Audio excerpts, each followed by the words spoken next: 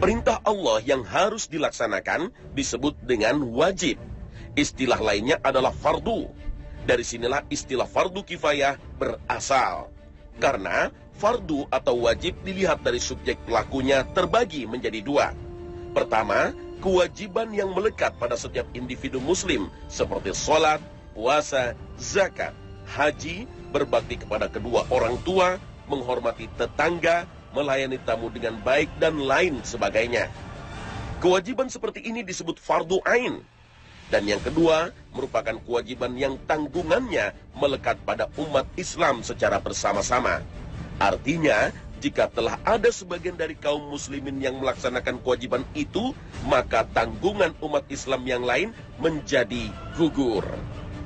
Tapi, jika tidak ada seorang pun dari kaum muslimin yang melaksanakannya, terutama yang memiliki kemampuan, maka beban kewajiban itu masih tetap melekat pada semua. Dan semua bisa terkena dosa sesuai dengan kemampuan dan kapasitas masing-masing. Jika menyebut contoh perbuatan fardu kifayah, maka pikiran kita akan langsung mengingat sholat jenazah, memandikan jenazah, dan hal lain yang berhubungan dengan penyelenggaraan jenazah. Artinya, ketika ada salah seorang umat Islam yang meninggal, maka orang sekelilingnya mulai keluarga dan masyarakat sekitar wajib untuk menyelenggarakan jenazahnya, mulai dari memandikan sampai menguburkan. Apabila tidak ada yang menyelenggarakan, maka umat Islam yang ada di sekitarnya ikut menanggung dosa. Menyelenggarakan sholat jenazah hanyalah salah satu contoh fardu kifayah. Ada banyak kewajiban umat lainnya yang jika ditelantarkan maka seluruh umat akan menanggung dosa dan akibat buruknya. Seperti kewajiban berdakwah, amar ma'ruf nahi munkar, dan jihad di jalan Allah. Ada pula kewajiban di bidang pendidikan, ekonomi, kesehatan, sosial, dan budaya.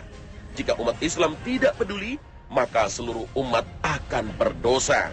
Dan kekuatan jamaah akhirnya hancur. Dakwah merupakan contoh perbuatan fardu kifayah. Artinya wajib ada di antara umat ini orang-orang yang selalu mengajak dan mengingatkan umat Islam untuk konsisten di jalan Allah. Dakwah sendiri merupakan ajakan, himbauan, atau seruan ke jalan Allah. Pelakunya biasa disebut dengan da'i. Dakwah merupakan amanah yang mulia. Dakwah menunjukkan bahwa Islam bukanlah agama yang mementingkan diri sendiri. Islam yang rahmatan lil alamin ini harapan kepada orang banyaknya hidup biru. Ketika Allah Ta'ala menyebut ajakan kepada Allah, apakah yang lebih baik perkataannya daripada orang yang menyeru kepada Allah, mengerjakan amal yang soleh, dan berkata, sesungguhnya aku termasuk orang-orang yang menyerah diri. Nabi dan Rasul yang diutus Allah semuanya adalah para da'i yang menyeru manusia kepada kebaikan dunia akhirat. Inilah perkataan Nabi Muhammad SAW yang diperintahkan oleh Allah Ta'ala dalam Al-Quran. Katakanlah, inilah jalanku. Aku dan orang-orang yang bersamaku menyeru kepada Allah dengan bukti yang nyata. Maha suci Allah, dan aku tidak termasuk orang-orang yang musyrik. Al-Quran, Surah Yusuf, ayat 108. Dakwah memang tidak selalu harus dilakukan dengan ceramah atau pengajian. Kadang berdakwah dengan akhlak dan perbuatan jauh lebih efektif daripada sekedar kata-kata. Dan setiap muslim sesungguhnya dapat menjadi agen dakwah dimanapun ia berada, sesuai dengan kapasitas dan kemampuannya. Meski begitu, tetap menjadi fardu kifayah bagi umat Islam agar selalu berada di tengah-tengah mereka orang-orang yang menerangkan jalan Allah dan mengingatkan mereka bila lalai. Dan hendaklah ada di antara kamu segolongan umat yang menyeru kepada kebajikan, menyuruh kepada yang ma'ruf, dan mencegah dari yang munkar. Merekalah orang-orang yang beruntung. Amar ma'ruf artinya mengajak kepada kebaikan, dan nahi munkar artinya mencegah kemungkaran.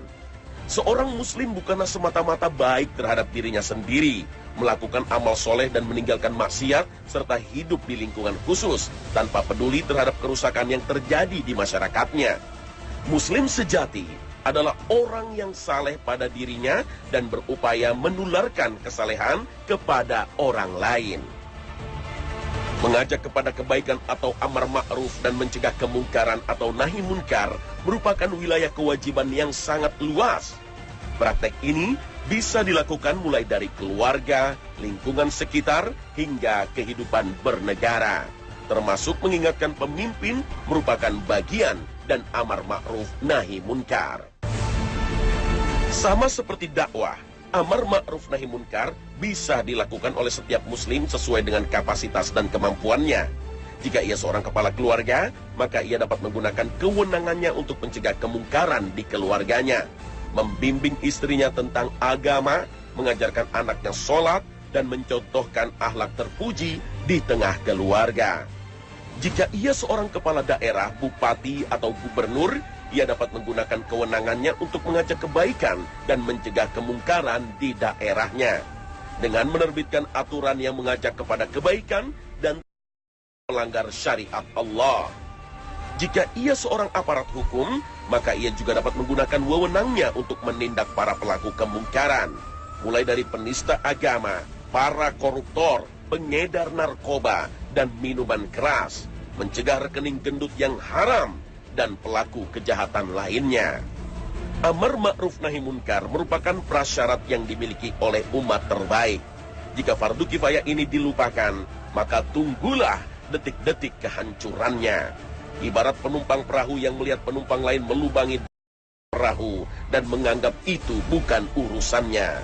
Seperti disabdakan oleh Rasulullah Shallallahu Alaihi Wasallam, orang yang teguh menjalankan hukum Allah dan orang yang terjerumus di dalamnya bagaikan satu kaum yang membagi tempat di atas perahu, sebagian mendapat tempat di bawah dan sebagian di atas. Orang yang di bawah memerlukan air melalui orang yang di atas, lalu hal itu mengganggu mereka. Kemudian orang yang di bawah mengambil kampak dan mulai melubangi perahu. Datanglah orang-orang yang di atas dan berkata, "Kenapa berbuat demikian?" Dia menjawab, "Kalian terganggu oleh saya, padahal saya mesti mengambil air." Jika mereka menahannya, maka mereka menyelamatkannya dan menyelamatkan diri mereka sendiri.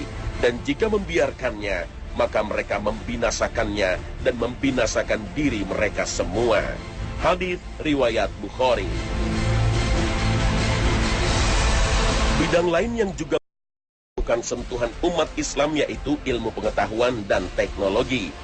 Hari ini, jika kita membicarakan sains dan teknologi, pastilah teknologi referensi. Umat Islam, sains dan teknologi, Indonesia sering mengambil dari negara barat yang tentunya tidak mengenal halal dan haram. Akibatnya, umat seringkali menjadi korban permasalahan, seperti kasus vaksin meningitis untuk jamaah haji dan umroh, ataupun obat-obatan lainnya yang konon sebagian besarnya masih banyak yang tercampur dengan babi dan alkohol. Mendalami sains dan teknologi merupakan salah satu fardu kifayah yang banyak dilupakan kaum muslimin. Memang banyak yang belajar, kuliah, atau melakukan riset, tapi hanya dilandasi kepentingan kerja atau sekedar profesi. Artinya, wajib ada bagian tertentu dari kaum muslimin yang fokus dalam bidang ini. Tentu saja, bukan semata tuntutan profesi, tapi juga sebagai sarana ibadah. Dalam bidang kesehatan, umat Islam juga wajib punya dokter-dokter yang betul-betul mendedikasikan profesinya untuk menolong sesama. Bukan sekedar mencari status atau mengejar bonus, apalagi malpraktek demi keuntungan sesaat. Dokter merupakan profesi mulia. Ia bisa menjadi perantara tertolongnya nyawa manusia. Kehidupan yang serba materialistis telah menjadikan banyak dokter sebagai alat untuk mengeruk keuntungan dari para pasiennya. Na'udzubillah. Dalam bidang ekonomi, umat Islam wajib punya pengusaha yang jujur dan bertakwa, sehingga dalam menjalankan usahanya benar-benar memperhatikan aturan-aturan Allah Ta'ala. Jika ia seorang produsen, ia hanya akan memproduksi barang dan jasa yang halal dan bermanfaat untuk umat, tidak menggunakan bahan-bahan berbahaya dan haram yang dapat mendatangkan mudarat bagi orang lain. distributor, ia hanya akan distribusikan barang-barang halal dan bermanfaat untuk umat, haram dan mendatangkan mudarat bagi orang lain, meskipun untungnya berlipat. Umat Islam membutuhkan pangan yang halal, sehingga dibutuhkan pengusaha yang juga peduli urusan halal dan haram.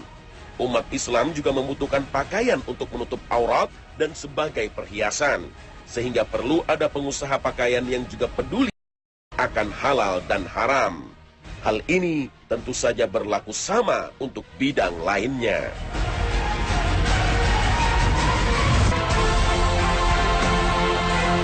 Menyadarkan kita bahwa Islam dibangun tidak hanya berdasarkan kesolehan pribadi, tidak cukup hanya memenuhi kewajiban individu, tapi juga ada kewajiban kolektif yang disebut fardu kifayah.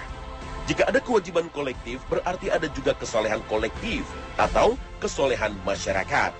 Kesolehan ini diukur dari sejauh mana umat Islam secara kolektif mampu menjawab perintah Allah dengan tindakannya. Duduk bersama, bermusyawarah dan saling mendengarkan. Inilah sunnah Rasulullah SAW yang seakan terlupakan dari umat ini.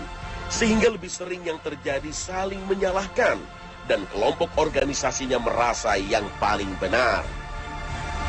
Umat Islam juga butuh sosok pemimpin yang menggerakkan dan mengarahkan dengan benar. Ada yang bertugas menjalankan amanah dakwah, ada yang bertugas melaksanakan amar ma'ruf nahi munkar, ada yang bertugas mengembangkan sains dan teknologi, dan ada yang bertugas menjadi pengusaha.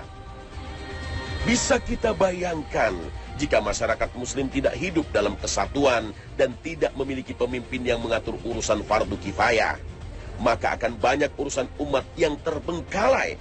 Tidak ada yang berdasarkan umat, tidak ada yang menegakkan amar ma'ruf nahi munkar lewat media, tidak ada yang peduli akan pengembangan sains dan teknologi.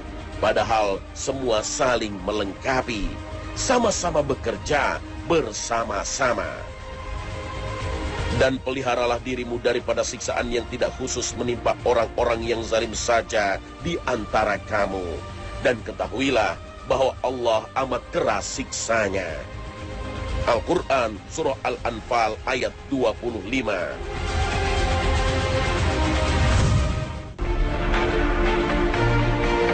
Salah satu yang menjadi sebab banyaknya fardu kifayah yang ditelantarkannya itu krisis pemahaman terhadap ibadah. Ini dapat terlihat dalam praktek beragama sehari-hari. Kalimat La ilaha illallah hanya menjadi penghias bibir. Sebagian besar umat Islam tidak lagi menyadari konsekuensi dari La ilaha illallah. Seakan-akan kalimat tauhid ini tidak ada kaitannya dengan realitas kehidupan sehari-hari. Pemahaman terhadap ibadah juga menjadi sempit. Banyak yang berpikir ibadah hanya ritual yang dijalankan di masjid, musola, atau hanya puasa Ramadan setahun sekali. Dan jika punya kemampuan finansial, ikut melaksanakan ibadah umroh dan haji. Demikian juga pemahaman terhadap takdir. Takdir yang harusnya menimbulkan kekuatan dan motivasi untuk beramal, malah menjadi dalih atas kegagalan dan ketidakberdayaan. Hal yang sama juga terjadi dalam pemahaman terhadap dunia dan akhirat. Pintar segala sesuatu tentang dunia, tapi bodoh jika berhubungan dengan masa depan akhirat. Sebagaimana yang Allah ceritakan dalam surat Ar-Rum ayat 7. يَعْلَمُونَ ظَاهِرًا مِنَ وَهُمْ عَنِ الْآخِرَةِ هُمْ غَافِلُونَ. Sebagian kaum muslimin teracuni oleh konsep sekularisme yang memisahkan akhirat dan dunia, yang memisahkan agama dari kehidupan politik, sosial, dan ekonomi. Mereka beranggapan kehidupan dunia ini tak ada hubungannya dengan tanggung jawab akhirat. Mereka sebagai makhluk Allah beranggapan berhak sesuka hawa nafsunya mengatur dunia ini. Atas nama hak asasi, pernikahan sejenis dilegalkan. Atas nama kebebasan berekspresi, Nabi yang mulia dilecehkan. Atas nama keragaman, nikah antar agama dibolehkan. Ekonomi, alat untuk mendominasi. Politik alat untuk menghancurkan lawan dan peran ulama dijauhkan.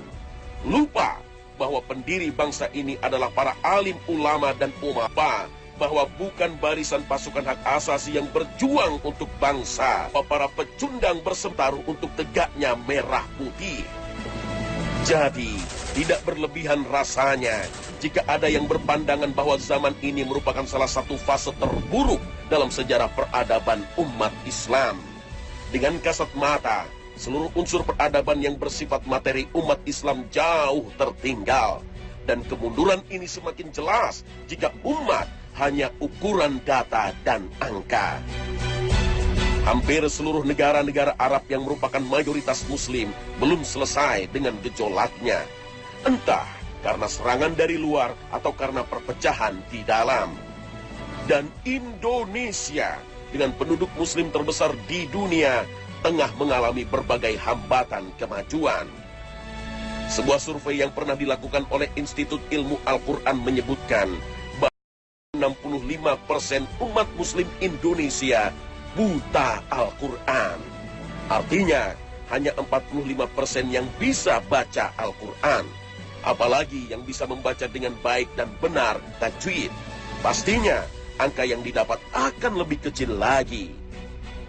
Data ini tentu cukup memprihatinkan. Padahal Al-Quran merupakan pedoman yang pertama dan utama bagi umat Islam. Hal ini tentu saja berdampak pada bidang lain seperti pendidikan. Meski pendidikan dasar gratis telah menjadi program pemerintah, tapi kualitas pendidikan Indonesia secara umum masih memprihatinkan. Di sebagian daerah masih banyak jalan dan transportasi tidak memadai, sehingga anak-anak yang bersekolah harus menantang maut. Menyeberangi sungai dengan hanya bermodalkan jembatan dari beberapa utas tali yang rentan putus. Indikator lainnya mudah sekali.